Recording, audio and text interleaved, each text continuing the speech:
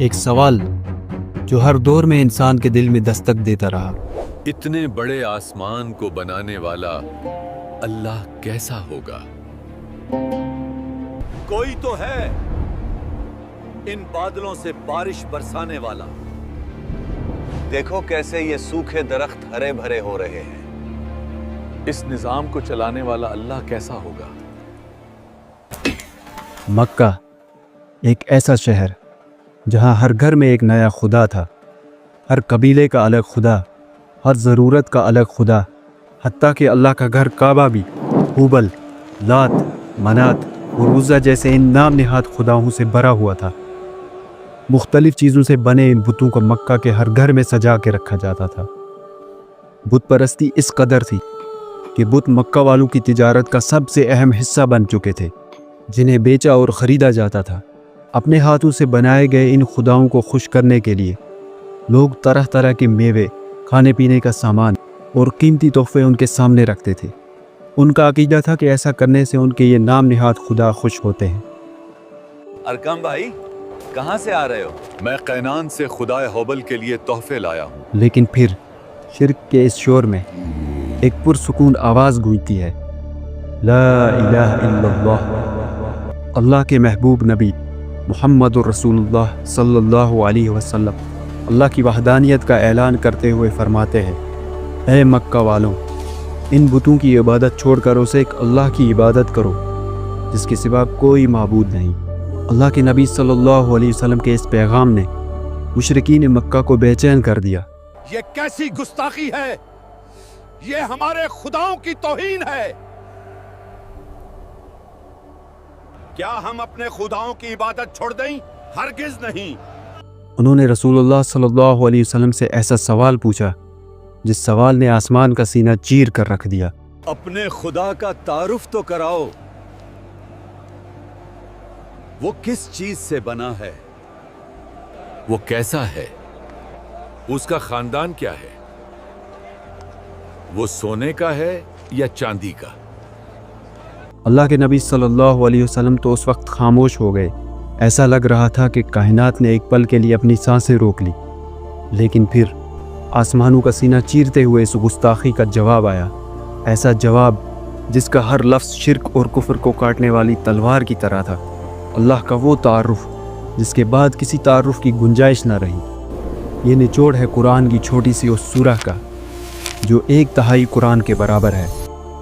یہ اثر انداز واقعہ ہے سورہ الاخلاص کا۔ بسم اللہ الرحمن الرحیم قل هو اللہ احد اللہ الصمد لم یلد ولم یولد ولم یکن له کفوا احد۔ انسان کی زندگی کا سب سے ضروری حصہ ہے رشتے، چاہے وہ رشتے خون کے ہوں، محبت کے یا دوستی کے۔ ہر رشتے کی بنیاد ہے پہچان۔ ہم جسے جتنا پہچانیں گے اتنا ہی ہمارا رشتہ اس کے ساتھ مضبوط ہوگا۔ آج کے اس نورانی سفر میں ہم اللہ کو پہچاننے نکلے ہیں۔ ہم جانیں گے کہ سورہ الاخلاص کے پیچھے کی کہانی کیا ہے الاخلاص کا مطلب، یہ سورہ کب اور کیوں نازل ہوئی۔ آسان لفظوں میں سمجھیں گے اس کے ترجمہ اور تفسیر کو، اور سب سے ضروری چیز، ہمیں اس سورہ سے کیا سبق حاصل ہوتا ہے۔ تو آ رہے ہیں نا آپ اس سفر میں میرے ساتھ؟ چھوٹے بچوں سے لے کر گھر کے بڑے بزرگوں تک یہ چھوٹی سی سورہ سب کو یاد تو ہوتی ہے اور اکثر نماز میں پڑھتے بھی ہیں، لیکن ہم میں سے بہت سے لوگ اس کو معنی کے ساتھ سمجھ کر پڑھنے سے قاصر ہیں۔ اس سورہ کا نام ہی اپنے آپ میں ایک پہچان ہے، اخلاص۔ یہ عربی لفظ خالص سے نکلا ہے جس کے معنی ہے پاکیزگی یا خلوص۔ لیکن دلچسپ بات یہ ہے کہ لفظ اخلاص اس سورہ میں کہیں بھی استعمال نہیں ہوا، تو پھر اس کا نام سورہ الاخلاص کیوں ہے؟ یہ نام اسے اس کی تھیم، اس کے موضوع کی وجہ سے دیا گیا ہے۔ یہ سورہ خالص توحید یعنی اللہ کے خالص اور غیر ملاوٹی وحدانیت کا نچوڑ ہے۔ یہ ایمان کا وہ اعلان ہے جو مومن کو پاک کرتا ہے۔ اب بڑھتے ہیں اس سورہ کے نازل ہونے کی کہانی کی طرف، جو بہت ہی دلچسپ ہے۔ بہت سے علماء کا کہنا ہے کہ یہ سورہ مکی ہے، یعنی یہ سورہ مکہ میں نازل ہوئی۔ اور مکہ میں اسلام کے ابتدائی دور میں ہی نازل ہوئی۔ اس کے مکی ہونے کی ایک مضبوط دلیل ہے حضرت بلال رضی اللہ تعالیٰ عنہ کا وہ مشہور واقعہ کہ جب بلال رضی اللہ تعالیٰ عنہ کو مکہ کی تپتی ریت پر لیٹا کر سینے پہ ایک بھاری پتھر رکھ دیا جاتا تھا اور ان سے کہا جاتا تھا کہ اپنا دین چھوڑ دو، لیکن اس تکلیف میں بھی ان کا ایک ہی جواب تھا، احد احد، وہ ایک ہے، وہ ایک ہے۔ احد لفظ براہ راست سورہ الاخلاص سے لیا گیا ہے۔ اس سے ثابت ہوتا ہے کہ سورہ الاخلاص مکی دور میں ہی نازل ہوئی، لیکن پھر بھی علماء کی اپنی اپنی تحقیق ہے۔ کچھ علماء کے مطابق سورہ الاخلاص مشرکین مکہ کے ان سوالوں کے جواب میں نازل ہوئی جو سوال انہوں نے اللہ کے بارے میں نبی صلی اللہ علیہ وسلم سے پوچھے، جیسے کہ مکہ کے ایک شخص عامر بن طفیل نے مذاق اڑاتے ہوئے آپ صلی اللہ علیہ وسلم سے پوچھا کہ اے محمد صلی اللہ علیہ وسلم، آپ ہمیں کس چیز کی طرف بلاتے ہیں؟ کیا وہ سونے سے بنا ہے یا چاندی سے یا لوہے سے؟ بعض علماء کا کہنا ہے کہ ہجرت کے بعد مدینہ کے یہودیوں نے آپ صلی اللہ علیہ وسلم سے پوچھا، اے محمد صلی اللہ علیہ وسلم، ہمیں بتائیں آپ کا رب کیسا ہے؟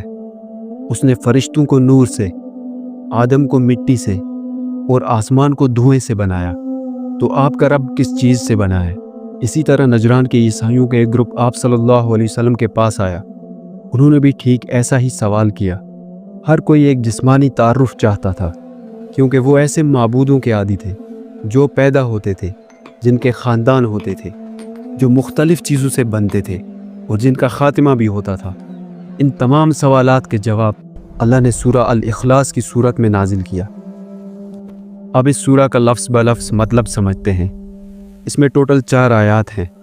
قل هو اللہ احد، کہہ دیجئے کہ وہ اللہ ایک ہے۔ یہاں اگر واحد لفظ آتا تو اس کا مطلب بھی ایک تھا، لیکن اس ایک کے بعد 2، 3 یا 4 بھی آ سکتے تھے، یعنی گنتی کا واحد۔ مگر یہاں واحد نہیں بلکہ احد لفظ آیا ہے۔ احد کا مطلب ہے مطلق وحدانیت، ایبسولوٹ وننس، وہ ایک جس کے بعد کوئی دوسرا نہیں آتا۔ احد لفظ عربی زبان میں قرآن کے بعد صرف اور صرف اللہ کے لیے استعمال ہوا ہے۔ دوسری آیت ہے اللہ الصمد، اللہ بے نیاز ہے۔ الصمد کے کئی معنی ہیں، جیسے کہ انڈیپینڈنٹ، پرفیکٹ۔ الصمد اللہ کی ایک صفت ہے کہ اللہ کسی کا محتاج نہیں، بلکہ ساری مخلوق اسی کی محتاج ہے۔ وہ نہ سوتا ہے، نہ کھاتا ہے، نہ پیتا ہے، بلکہ وہ ان ساری ضروریات سے پاک ہے۔ الصمد کا ایک معنی یہ بھی ہے کہ وہ ذات جس کی طرف مصیبت اور پریشانی میں رجوع کیا جائے، لم یلد ولم یولد، نہ اس نے جنا نہ وہ جنا گیا۔ یہ آیت عیسائیوں کے عقیدے کو رد کرتی ہے، جنہوں نے حضرت عیسیٰ علیہ السلام کو اللہ کا بیٹا کہا، اور یہودیوں کے عقیدے کو رد کرتی ہے، جنہوں نے حضرت عزیر علیہ السلام کو اللہ کا بیٹا کہا، اور ان مشرکین کے عقیدے کو رد کرتی ہے جنہوں نے فرشتوں کو اللہ کی اولاد کہا۔ کسی کے پیدا ہونے یا کسی کی پیدائش کا ذریعہ بننے کا مقصد ہوتا ہے اپنی نسل کو آگے بڑھانا، اور یہ وہی مخلوق کرتی ہے جنہیں اپنی نسل کے ختم ہو جانے کا ڈر ہو، جیسے انسان، حیوان، پرندے وغیرہ۔ لیکن اللہ ہمیشہ رہنے والا ہے، اس لیے اسے نہ نسل کی ضرورت ہے نہ ہی خاندان کی۔ یہاں پہ یہ بھی کلیئر ہو جاتا ہے کہ اللہ اس چیز سے بھی بالکل پاک ہے، نہ وہ کسی کی اولاد ہے نہ اس کی کوئی اولاد ہے۔ ولم یکن له کفوا احد، اور اس کے برابر کا کوئی نہیں، یعنی اللہ اپنی ذات اور صفات میں ایک ہے۔ سورہ الاخلاص کے بہت سے فضائل ہیں، اور اس کی ایک فضیلت یہ بھی ہے کہ یہ سورہ 1/3 یعنی 1/3 قرآن کے برابر ہے۔ علماء کرام فرماتے ہیں کہ پورا قرآن بنیادی طور پر 3 حصوں میں تقسیم ہے۔ توحید یعنی اللہ کی پہچان، اللہ کی وحدانیت، رسالت، نبوت اور الہی قانون یعنی وہ لاز جن سے ہمیں پتہ چلتا ہے کہ کیا کرنا ہے اور کیا نہیں کرنا، آخرت یعنی آخرت کا دن۔ سورہ الاخلاص خالص توحید ہے۔ یہ قرآن کے پہلے اور سب سے اہم حصے کی سمری ہے، اس لیے اسے سمجھ کر پڑھنا گویا قرآن کے سب سے بنیادی پیغام کو اپنے اندر زندہ کر لینا ہے۔ اس آسان سی اور چھوٹی سی سورہ کی فضیلت ہمارے تصور سے بھی بہت اونچی ہے۔ اس سورہ سے محبت کا صلہ جنت ہے۔ ایک صحابی اس سورہ کو ہر نماز میں پڑھتے تھے۔ جب آپ صلی اللہ علیہ وسلم نے وجہ پوچھی تو انہوں نے کہا اس سورہ میں اللہ کی صفات ہے، اس لیے مجھے اس سے محبت ہے۔ تو آپ صلی اللہ علیہ وسلم نے فرمایا تمہاری اس سے محبت تمہیں جنت میں لے جائے گی۔ سورہ الاخلاص صرف ایک سورہ نہیں، یہ آپ کے اور میرے رب کا تعارف ہے۔ یہ ایسا آئینہ ہے جس میں ہمیں اللہ کی ذات کی جھلک دکھائی دیتی ہے، پاک، بے مثال اور ہر ضرورت سے بے نیاز۔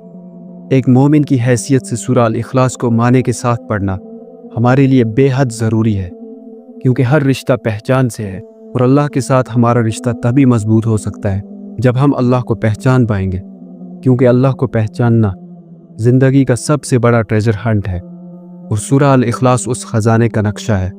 اور ایک ضروری بات، ہر انسان کی زندگی میں اتار چڑھاؤ تو آتے ہی رہتے ہیں۔ جب بھی برے حالات آپ کو گھٹنے ٹیکنے پر مجبور کر دیں تو ایسے میں اس ذات کی طرف رجوع کریں جو الصمد ہے۔ اس ایمانی سفر کو جاری رکھنے کے لیے ایمانی فائٹ ٹاکس کے ساتھ جڑے رہیں۔